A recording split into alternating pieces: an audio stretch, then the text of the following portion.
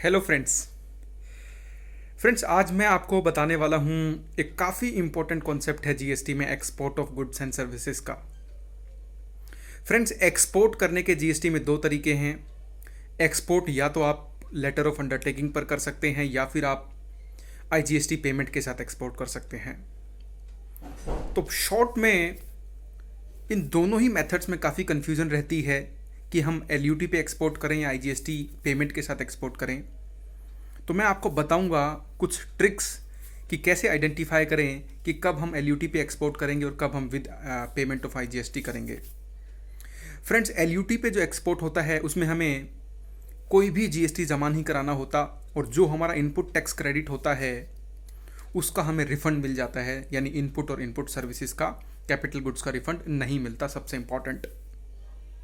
लेकिन अगर हम with payment of IGST export कर रहे हैं तो हमें इनपुट सर्विसेज और कैपिटल गुड्स सभी का रिफंड मिलता है। तो पहला तो जो कह सकते हैं कि थंब रूल, कि अगर आपको ज़्यादा रिफंड क्लेम करना है, यानी आपके अगर इनपुट्स में कैपिटल गुड्स का कंपोनेंट ठीक ठाक है, तो आप प्रेफर करिए कि आप आईजीएसटी पे एक्सपोर्ट करिए, ताकि आपको सारा रिफंड मिलेगा, अलग से वो आपकी ब्लॉकेज नहीं होगी। और दूसरा इंपॉर्टेंट पॉइंट कि आप एक साल में जब चाहें आप एलयूटी पे एक्सपोर्ट कर सकते हैं, जब आपका मन करे आप with payment of IGST export कर सकते हैं। ऐसा लॉ में कोई भी प्रोहिबिशन नहीं है कि एक फाइनेंशियल ईयर में आपको एलयूटी पे ही एक्सपोर्ट करना है या with payment of IGST export करना है।